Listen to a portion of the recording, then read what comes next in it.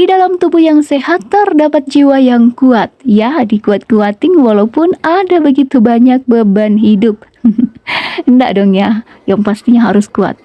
Oke, ini setelah beristirahat, kami kemudian melanjutkan perjalanan kami menuju ke kebun, ke rumah orang tua. Tapi lihat dong, pemandangannya yang begitu memanjakan mata, menyejukkan hati dan pikiran yang penat. Wow, ini udaranya sangat sejuk sekali.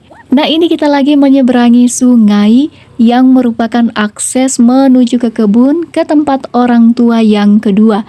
Jadi karena di tempat ini tidak ada jembatan, jadi mau tidak mau kita harus melewati sungai ini. Sungai ini cukup lebar, tetapi kita bisa menyeberangi sungai ini karena airnya sedang surut.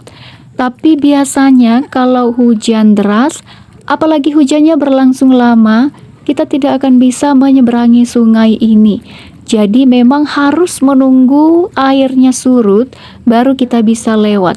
Jadi keadaannya ketika air sedang surut, ini seperti ini, airnya hanya sedikit, dan hamparan batu-batu ini kita bisa lewati dengan kendaraan roda 2, walaupun guncangannya yang wow.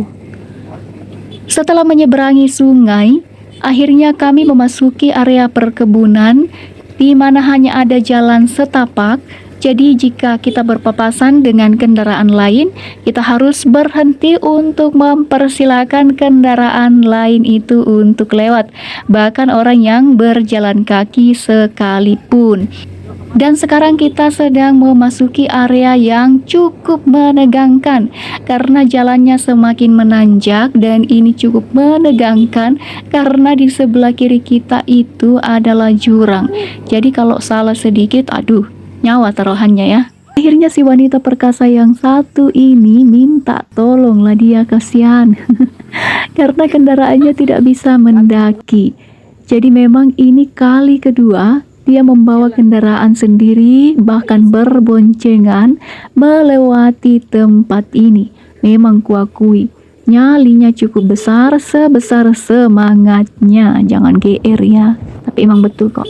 Ketika melewati tempat ini, kita harus terus membunyikan klakson, bukan karena kita menjual barang ataupun menjual ikan atau menjual sayur, tetapi itu adalah kode yang diberikan kepada orang-orang yang akan berpapasan dengan kita. Jangan sampai tabrakan karena jalannya yang cukup sempit. Jadi baik itu pejalan kaki maupun juga yang berkendaraan, ketika kita berpapasan memang kita harus pelan-pelan saling mempersilahkan untuk lewat. Nah, sekarang kami sedang melewati jalan yang ada di area perkampungan. Nah, di sini rumah-rumahnya tidak kelihatan ya. Jadi ini area yang melewati kampung, di mana kebanyakan yang tinggal di tempat ini adalah orang Mamasa. Lalu kami melanjutkan perjalanan kami menuju ke kebun, dan jalannya semakin sempit, bahkan semakin menantang karena melewati batu-batu dan juga akar-akar pohon. Tapi lihat dong, si wanita perkasa di belakang masih tetap kuat, masih tetap semangat membawa kendaraannya. Bukan membawa ya, karena tidak kuat ya kalau bawa, tapi mengendarai kendaraannya, bahkan berboncengan. Sementara kita yang dibonceng ini pun bahkan harus turun dong, karena jalannya yang cukup ekstrim. Tapi si wanita yang satu ini tidak mau turun, manja kali dia ya. Nah, ini sudah semakin dekat dengan tempat tujuan kami, dan kami yang dibonceng memutuskan untuk berjalan kaki saja karena sudah tidak kuat dengan goncangan.